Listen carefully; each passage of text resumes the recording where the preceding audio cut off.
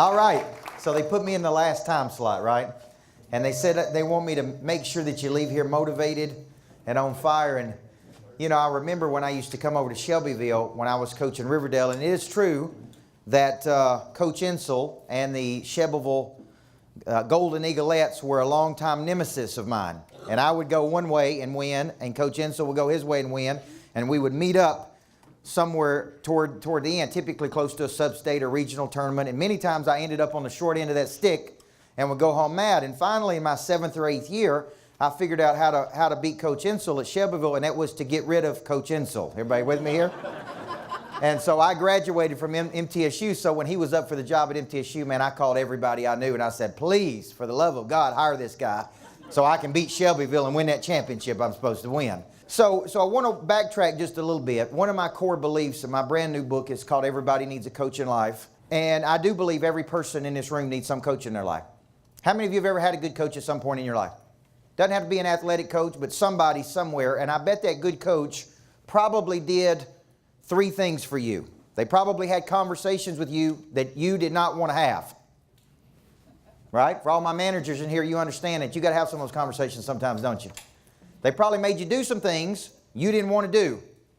But if you've ever had a good coach in your life, they probably helped you become something you didn't think you could become. And my coaching journey started at the age of 15 years old in the small town of Woodbury, Tennessee. How many people know where Woodbury is? Right? I still remember the most exciting thing we did at 15 was the whole town got together to watch them build a Hardee's. It was a real exciting time. We didn't have a McDonald's, we didn't have a Sonic, we didn't have anything, and literally I was pumping gas at the gas station, and I was the worst gas pumper in the world, and people would literally drive there and park their cars and watch them construct the Hardee's. And they'd say, well, they're putting a door on and they're putting a drive-through in. I mean, this was a big deal back in those days. But at 15 years old, I had a Little League baseball coach pick up the phone and ask me to help him coach a junior pro basketball team. Now, I want you to think about the significance of that phone call. He said, now, I don't know anything about coaching basketball. Will you help me coach this junior pro basketball team? I said, man, I would love to. And I got dressed up in a suit to go down there and coach junior pro basketball. Now, I was 15 years old, coaching 9 to 12-year-olds, and I wore a suit. And I looked like a little Pat Riley coaching junior pro. And people laughed at me, and they was like, now, who is this kid? And he's so passionate. And I tell people I was so passionate, I actually got ejected from a junior pro basketball game.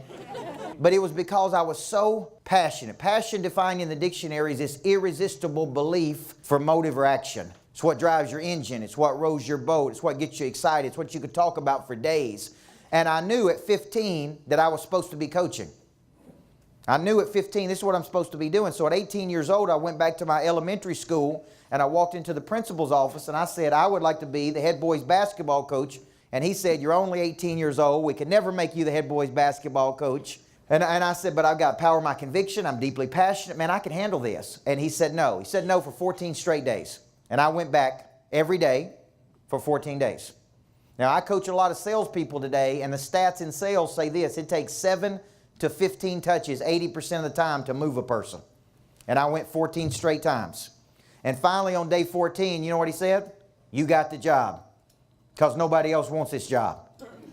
So I'm coaching this team at 18 years old. I built my own office. I'm coaching the kids. And in the very first year, we won a little state championship. We won 31 games and lost 5 games. And so we won the state championship. And I remember it like it was yesterday. The principal came to me at the end of the year. He said, man, you did such a great job. We think we would like to pay you.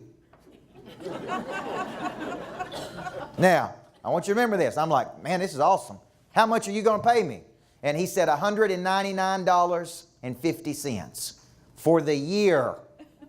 So any day you don't think you make enough money, I want you to remember this, okay? $199.50, but I didn't care because every day at my current job was an interview for my next job. So I worked on that job like I was coaching in the NBA. I wore a suit. I coached the team. And at 19 years old, I get a phone call from the head coach at Riverdale, who was Keith Short, who used to coach at White County. And he said, man, I've heard about you. I've heard you're this young little whippersnapper that can flat out coach. Will you come to Riverdale and be one of my assistant coaches? And I asked what any good 19-year-old would ask, which is what? I said, well, how much are you going to pay me to come to Riverdale? Now, I'm embarrassed to say these words actually came out of my mouth. I said, I'm already making $199.50. I'm like, I don't even know if you can afford me, Coach Short. And he laughed like you are, and he's like, we're going to pay you $2,000. And I'm like, $2,000? I'm like, man, I will be there tonight, right? That's 10 times more than what I'm making. Now, what's funny when you grow up in a small town like Woodbury is I begin to tell people, like, I'm leaving here and going to Murfreesboro. I'm going to coach at Riverdale. 9 out of 10 people told me not to do it. No, you can't go. No, you don't need to go. You got to stay here in our town. You got to, you know what I mean? Even one person said, you're not going down to Murfreesboro, are you? You're liable to get shot down there in Murfreesboro. I'm like, I'm not going to Chicago. I'm just going to, you understand what I'm saying? I'm going to Murfreesboro. It's 30 minutes down the road. Sometimes when you start to grow in your life, the people that will create the most resistance are the ones closest to you. You do know that, right? I mean, they're the ones that create the resistance because they can't see what you see. And so I go down to Riverdale at 19, and I'm going to college at MTSU, and I go to class at 7, 8, 9, 10. Now, when you take classes at 7 a.m. in college, there ain't but 2 people there, and that's you and your professor. You understand what I'm saying? So while most kids were out doing what college kids do, I was in the classroom at 7. I'd leave every day at 10. I'd go to Riverdale. And I said, I will not leave until the head coach leaves. He stays at 8 o'clock. I stayed at 8:15. He stayed at 9 o'clock. I stayed at 9:15. Because I believe behind every great number 1 is a great number 2. How many of y'all believe that? And that is a person behind the curtain that people don't get to see. And I said, I'm going to be the best assistant coach to you. So I got his bags, I drove the bus, I coached the team, I kept his kids. Didn't matter. Because one day I said, I'm going to grow up and be the head coach here.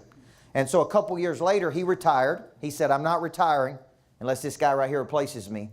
And I became the youngest head coach in the state of Tennessee. And I still remember at 22 years old, getting beat by Shelbyville by 43 points.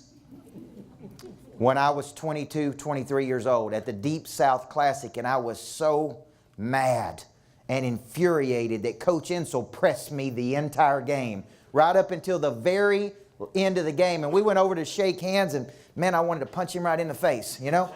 And we went over to shake hands, and I was so mad, and I stuck my hand out, and Coach Insel looked at me, and he said, you didn't like getting beat that bad, did you?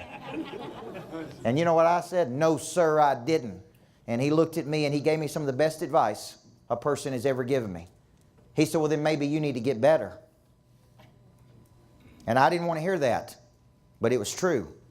Maybe if you don't like getting beat that bad, maybe you need to get better, right? Oh, back in the old days when Spurrier was the coach at Florida, I saw him do a press conference once after he beat a team bad, and they asked him why he didn't call the dogs off, why he didn't slow the game down, and he said this, it's not my job to stop me.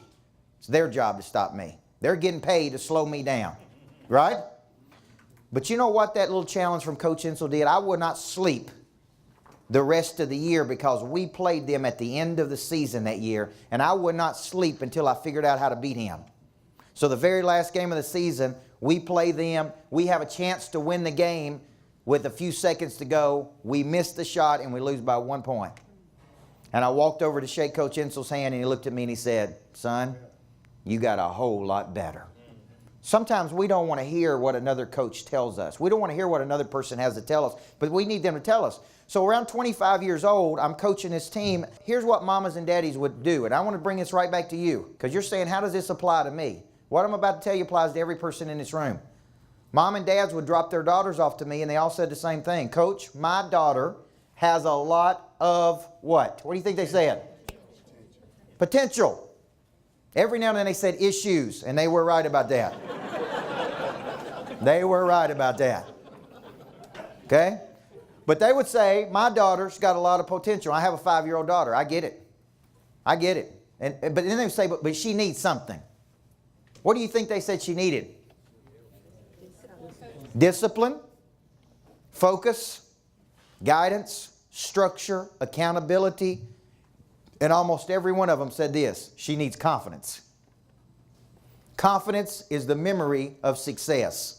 It's an internal knowing that you can create or manifest what you see in your mind, even when other people don't think you can. That's what confidence is. There's a difference between confidence and arrogance.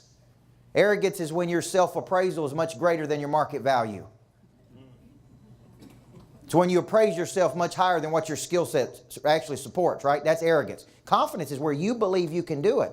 Now, here's what's interesting though. They would tell me their daughter had potential, and I would say, well, thank you for bringing your daughter to us because we have our own little greatness factory here. And we are going to take your daughter, and through the course of 4 years, when I'm done with her, she will be able to do anything she wants to do. She'll be so confident she can run for President of the United States if she wants to. Well, no matter what she wants to do when I'm done with her, because I spent 5.5 hours a day on average with my players. Now, for all my managers in the room, here's the biggest problem I see. The people that work under your leadership, want something from you. They want your knowledge, they want your skill, they want your desire, they want your confidence. And sometimes they can't get it in 15 minutes.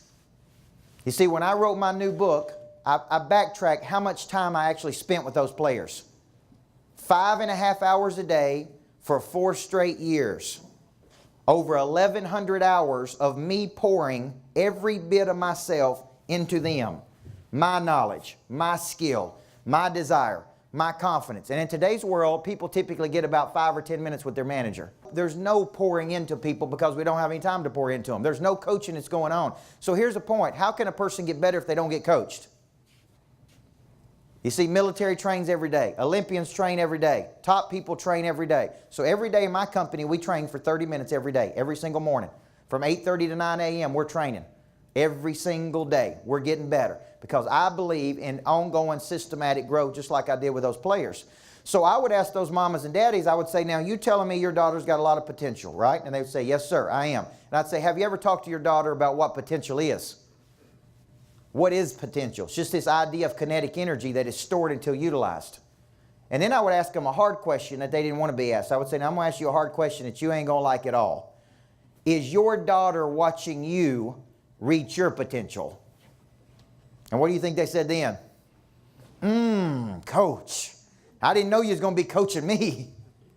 But isn't it true if we tell our kids they got potential, they need to be seeing us reach ours? Yes or no? Potential is not age specific. I've coached 71-year-old songwriters.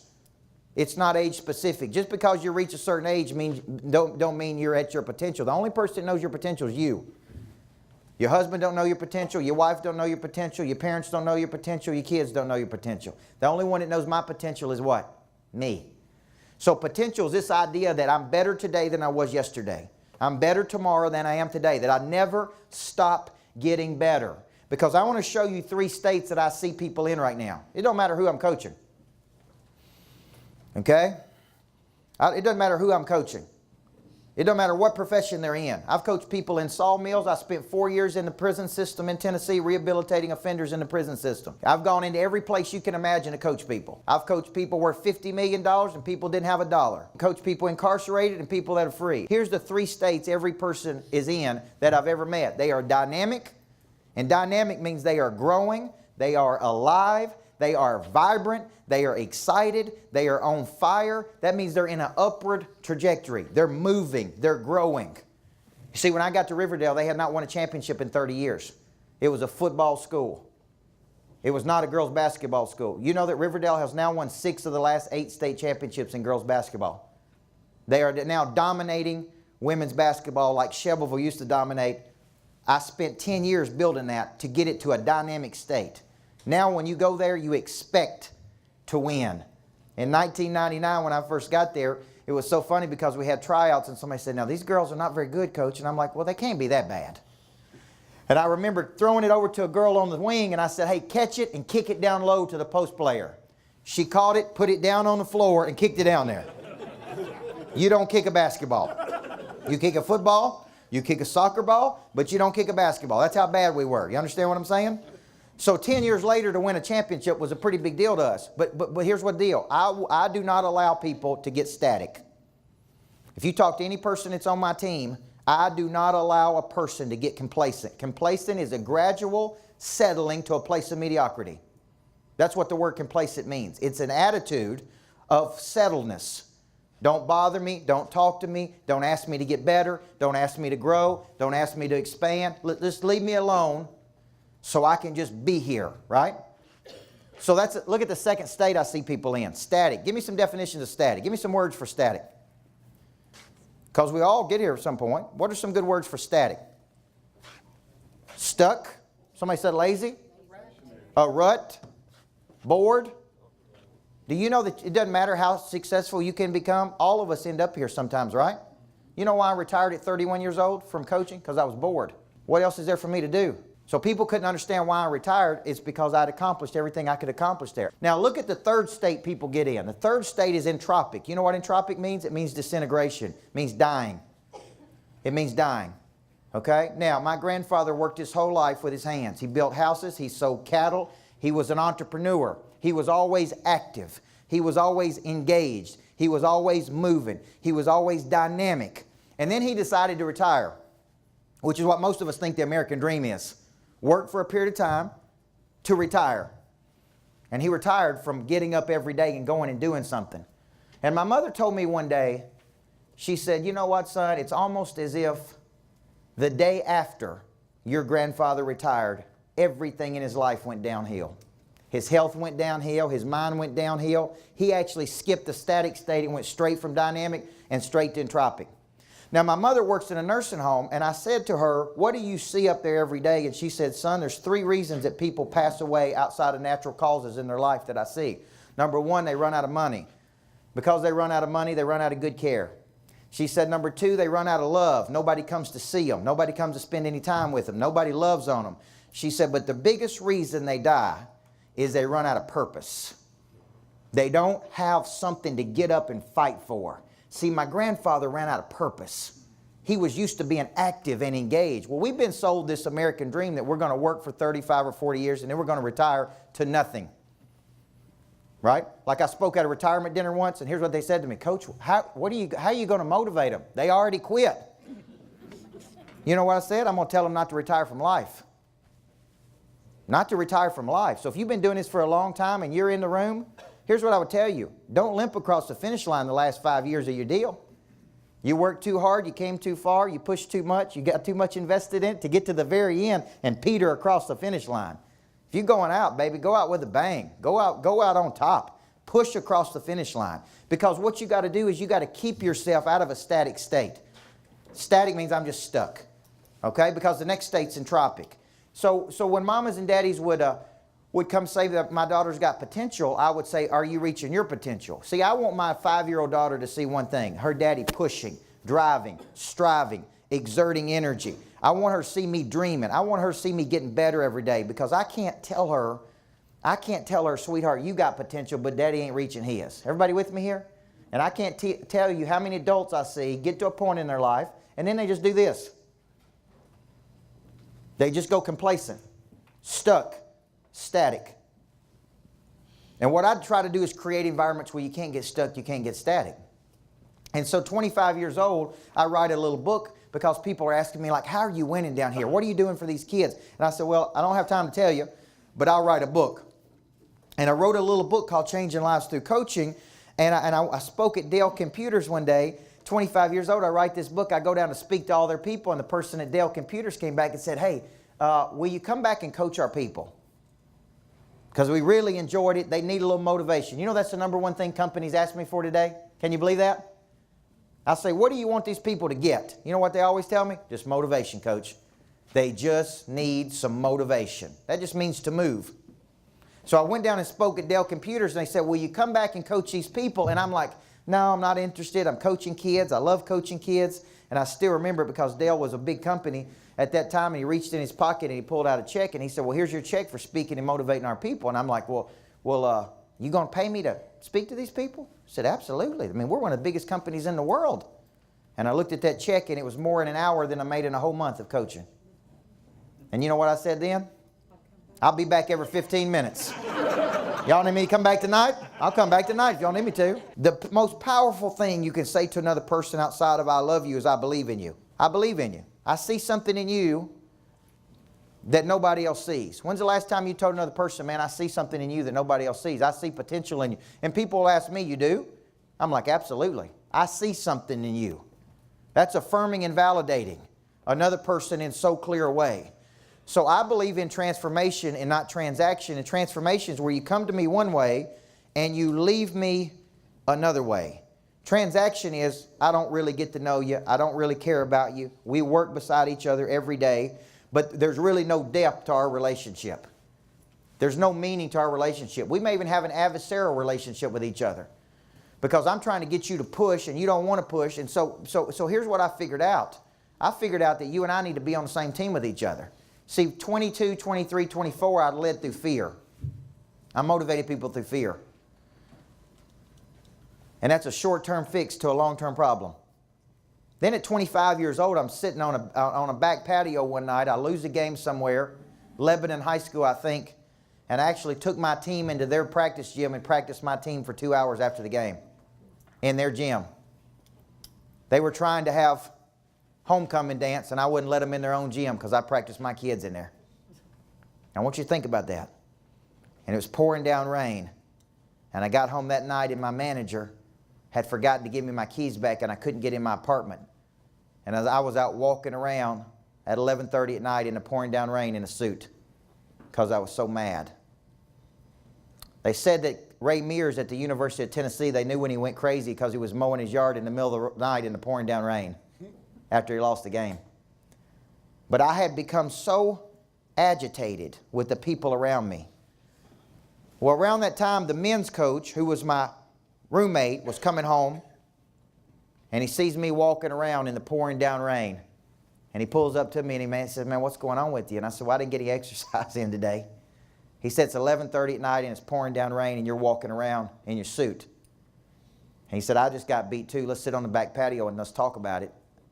And we sat there and talked for a while, and I finally said to him this question. I said, "Would you get excited about playing for you? If you had to get up and get dressed and come play for you, would you be excited about playing for you?" You know what he said? "No, I wouldn't." And I said, "I wouldn't be excited about playing for me either." Would you be excited about going to work for you on Monday morning? If you had to go to work for you, would you be excited about working for you? That's a big question, isn't it? Because at that time in my life, I wouldn't have been excited about working for me. I had become so negative, so cynical, that look at how I was trying to motivate them through fear and it wasn't working. So at 25 years old, here's what I said. I'm going to go to work, and I'm going to show you what I did. I'm going to go to work on becoming a better coach. I'm going to actually flip the script and become a leader that people are dying to play for, dying to work for, and they can't wait. They can't wait to come play for me because my players were really the geese laying the golden eggs. You understand what I'm saying? And I believe content cows give more milk. Do you?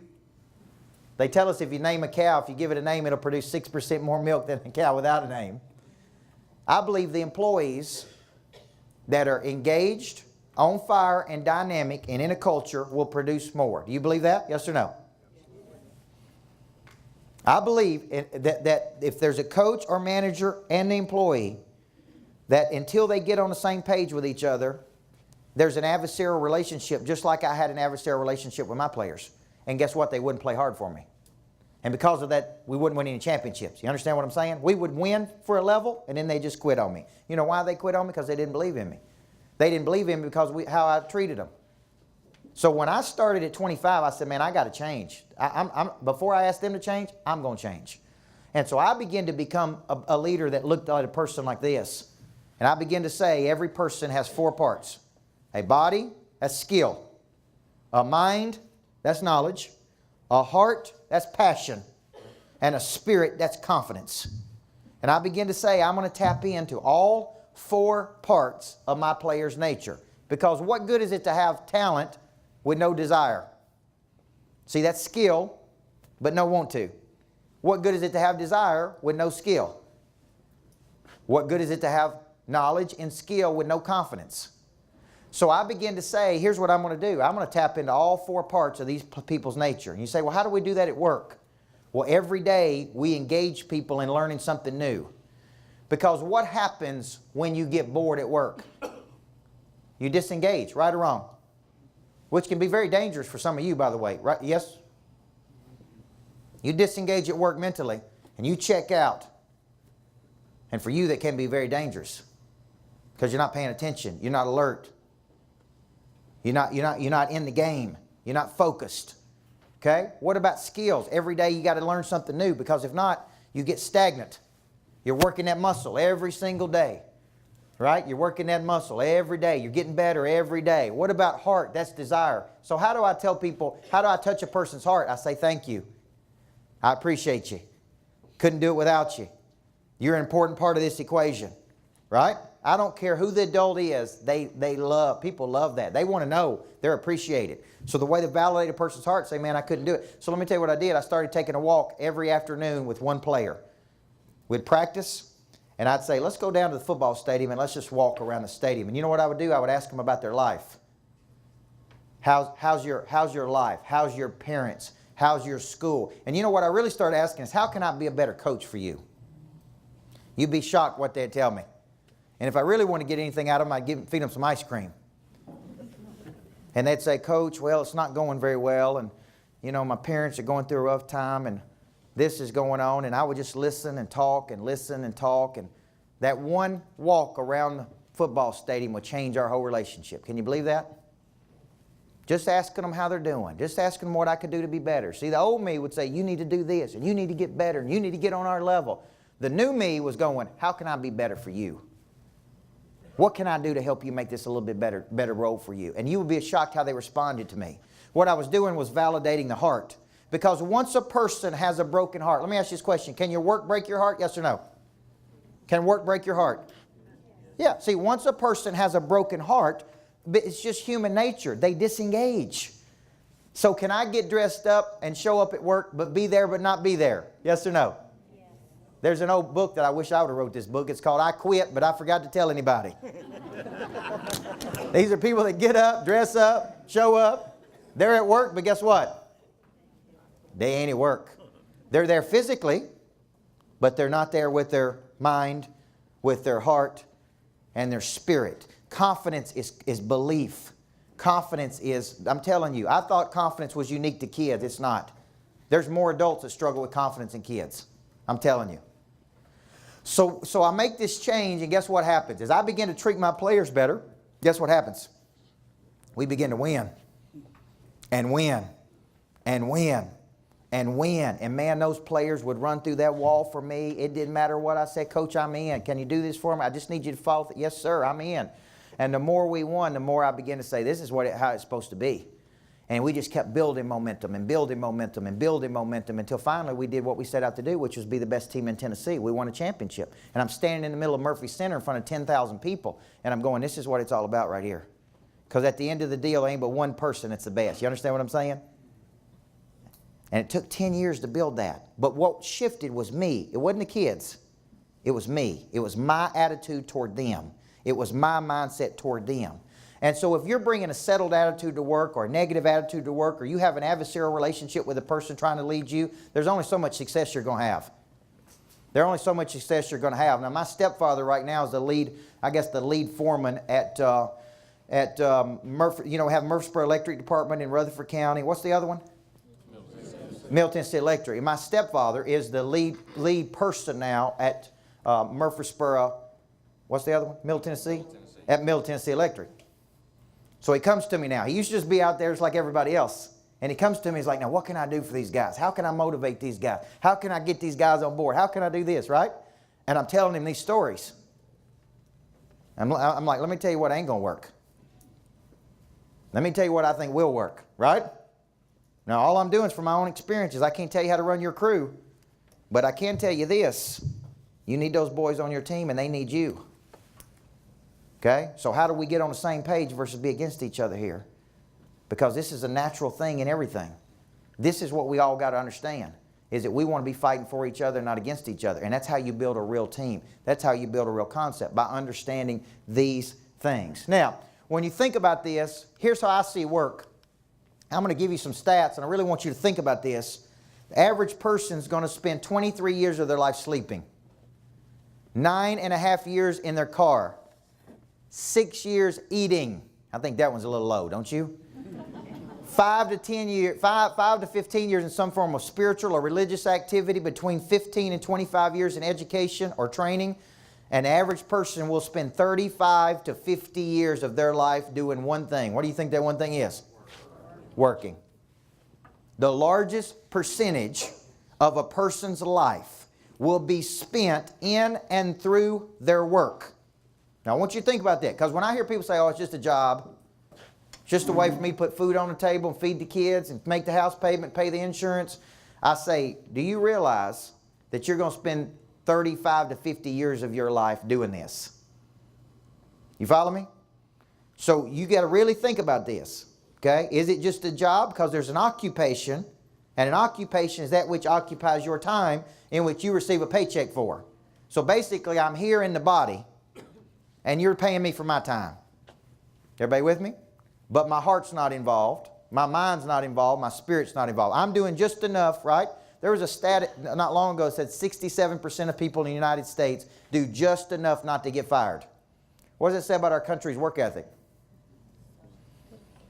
Because I believe in coming in early and staying late. I believe in seeing the job through to its logical conclusion. I believe that the world rewards us for our work and effort. You understand what I'm saying? That's my personal beliefs. But not everybody believes the same things I do. Because in the coaching world, we may get in at 6:30 and we may leave at midnight. That's just the way we worked. I didn't recognize time systems.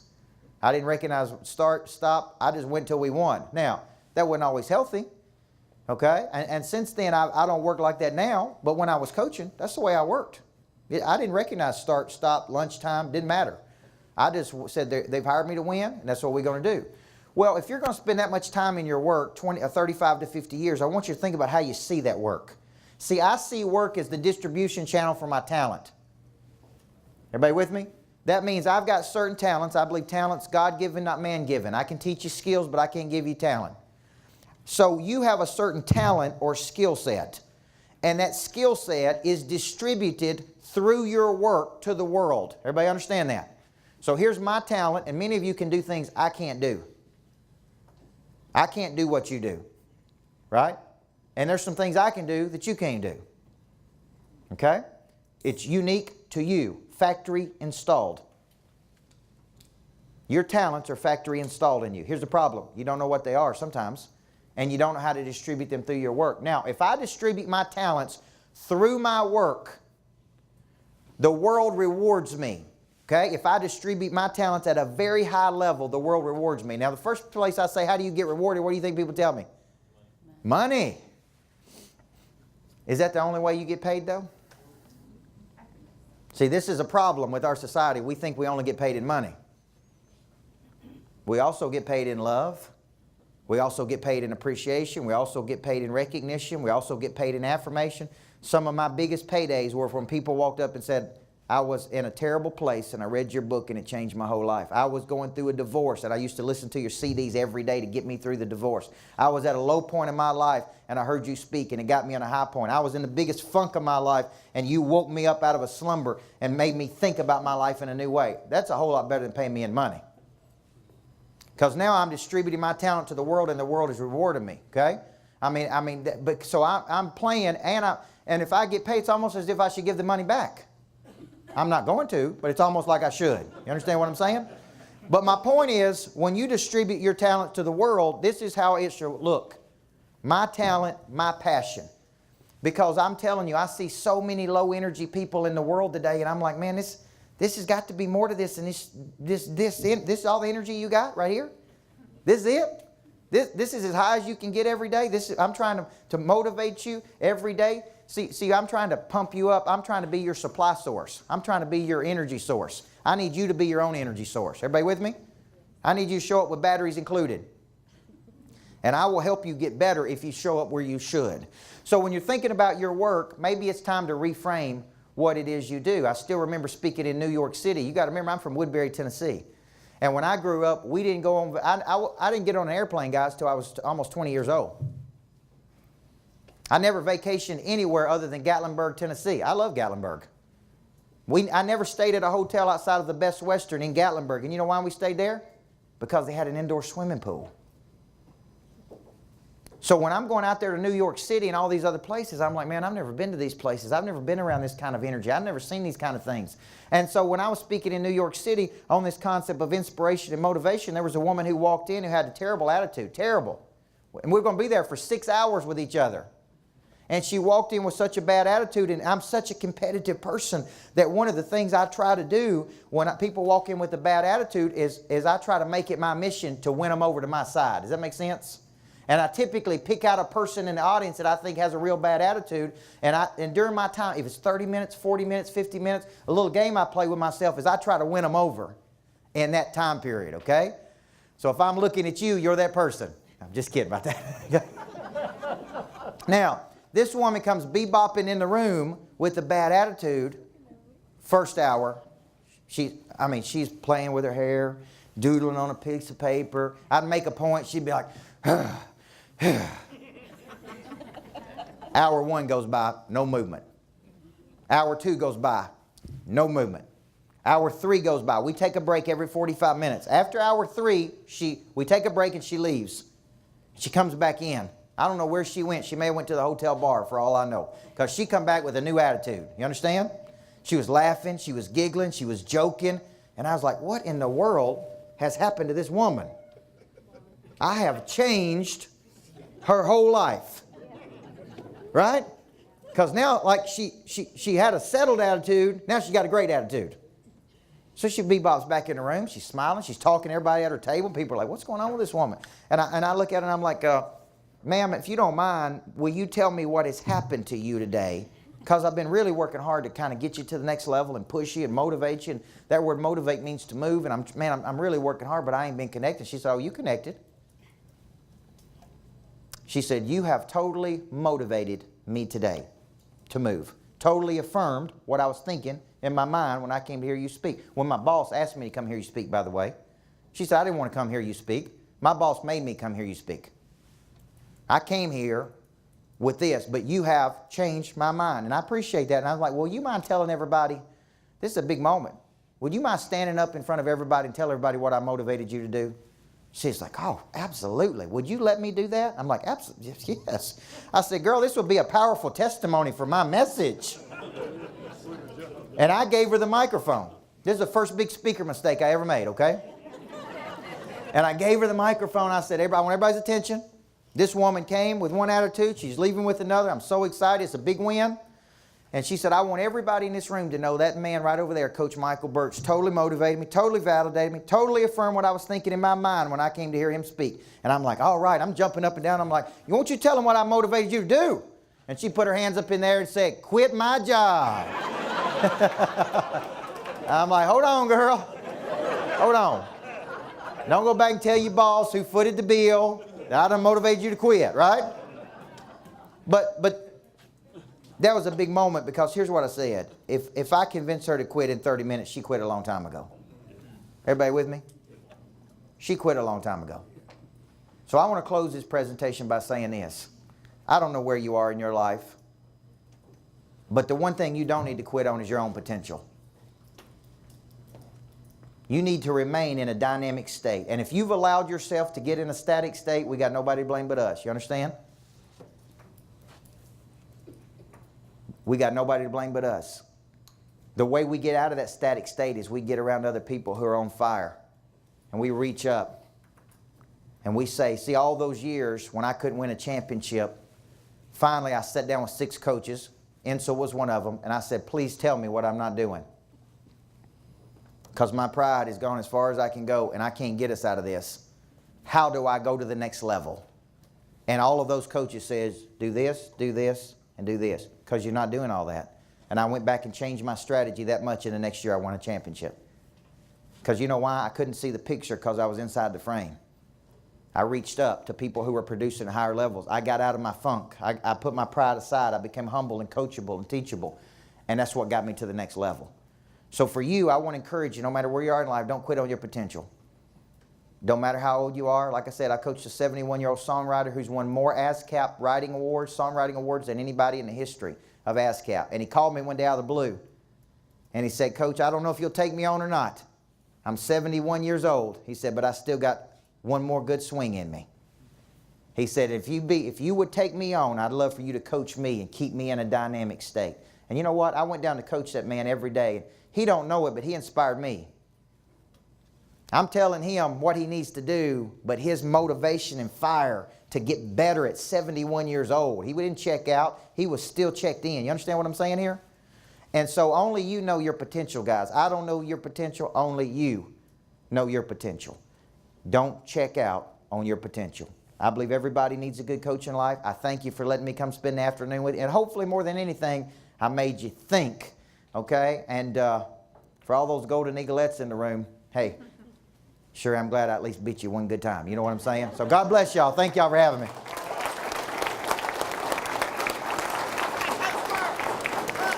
Oh, thank you. Thank you. Thank you.